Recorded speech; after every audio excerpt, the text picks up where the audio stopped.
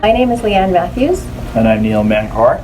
We wanted to talk to you a little bit today about some of the stuff that is going on here in the Anglican Diocese of Montreal. So we recently hosted a Messy Cathedral, first Messy Cathedral in Canada. Yes, we're very proud of it. Yeah, that was a huge thing. That was a big event. And we're really excited because, of course, Neil is the regional coordinator for Messy Church here in Quebec. Yeah.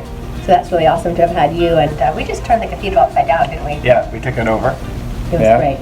So yeah, that's like double the amount of families that we had expected. 77 people here in the cathedral, filling our pews and filling the aisles with joyful laughter of children.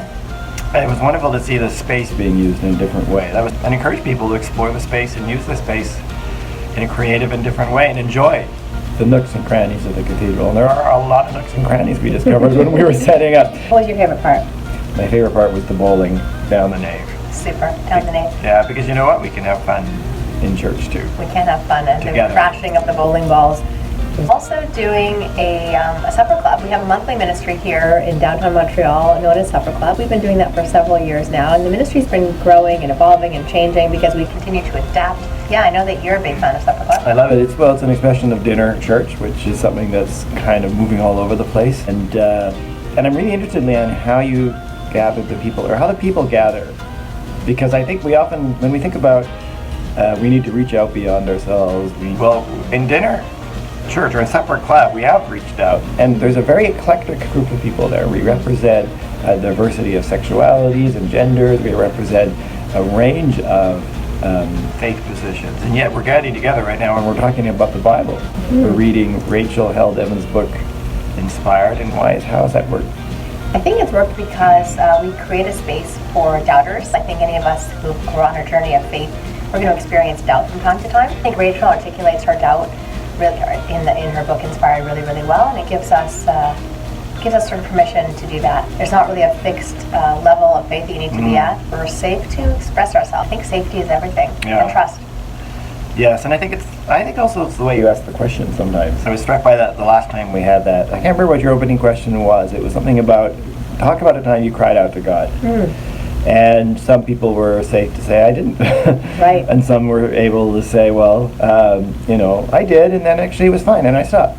Yeah. But I thought that for me, as someone who's, I've been in a lot of Bible studies all throughout my life all the time, I think I might have answered that question differently in a different kind of Bible study. That I did there, and yet it allowed me to say, actually to sort of bring up, some of the ambiguity in my own life of stuff I'm really thankful for and stuff I'm really worried about right now. Right. And so it was kind of just a different angle into some of the questions of faith and spirit that we have. The informality piece is really important for us to just say that we're questioning or that we're not so certain all the time. Yeah, but we're also gathered around the table having dinner together and talking. Exactly. It's amazing. I think that's been a really good thing, actually, that we've kind of combined the conversation and the dinner. That's true. Rather than separating them out, we sit around a table, all of us. It's true. And we talk and share, and it's riveting. We're all riveted to the conversation. We are. It's been quite powerful, and again, that's one of the modifications that we've made over the years. Being gathered around, the rich symbolism of being around a table, obviously is very important to us. The club is going strong, and but I think also the strength of the ministry is that it's quite adaptive, and it's not like a fixed way of doing it. Like we did one other thing for a bit, and now we're using Rachel's book, and I imagine in the future we'll try something new again. People have gathered, and I think that's an amazing thing.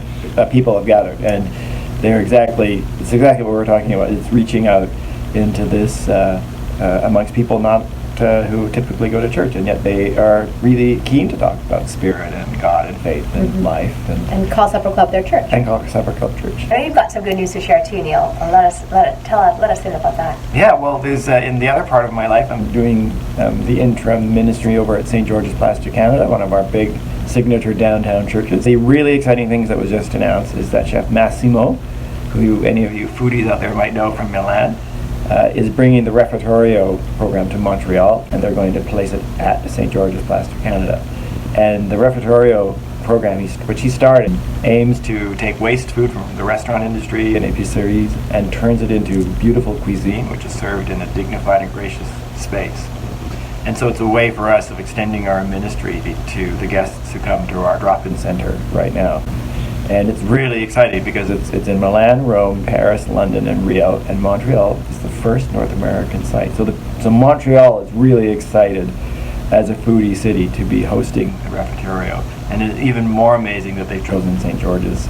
Congratulations on that. Yeah. So every Tuesday morning at 10 o'clock here in downtown Montreal, we also do a ministry that is accessible to anybody on their phone or their tablet. It's using Facebook Live. So we use Facebook Live as a way of sharing good news and telling stories and praying and interviewing people. We have an international following, and we started from zero, and we're at 100 and close to 130 episodes now.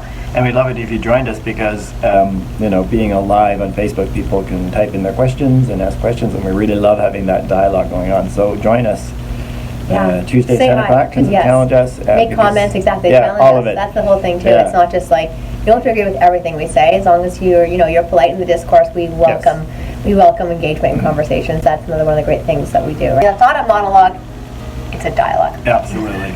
It's a lot of fun, too. That's it. I think we're good in our world. We've bbeen really experimental with ministry, and we've been really interested in using trial and error as an approach to reach new people and to engage with our community. And we love just doing what we do. Yeah, we have a lot of fun trying things out and meeting new friends. You're feeding people or talking to people. We made having an open mindset doesn't hurt, and learning from our mistakes as we go. Yeah. Because there's a lot of those as we. Yes, we do. We sometimes push the boat out a little too far. That's it. But you know what? If we didn't do that, who would? Exactly. You got to do it. So.